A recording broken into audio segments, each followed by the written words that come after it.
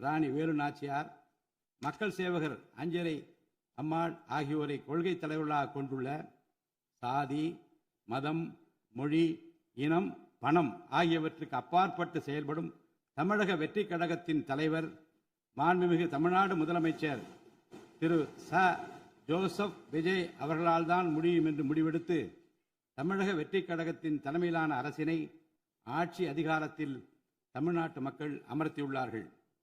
மாற்றம் ஒன்றே மாறாதது என்பதற்கேற்ப தமிழ்நாட்டின் அரசியல் வரலாற்றில் இதுவரை நிகழ்ந்திராத ஒரு மாற்றம் அண்மையில் நடந்து முடிந்த தமிழ்நாடு சட்டமன்ற தேர்தலில் ஏற்பட்டிருக்கிறது. கட்சி தொடங்கிய 2 ஆண்டுகளில் மக்களின் பேராதரவுடன் தன்னந்தனியாக பல தடைக்கற்களை உடைத்தெறிந்து பணநாயகத்தை ஒழித்து ஜனநாயகத்தை நிலைநாட்டி ஆட்சியை பிடித்திருக்கிறார் சரித்திர நாயகர் மாண்புமிகு தமிழ்நாடு முதலமைச்சர் அவர்கள்.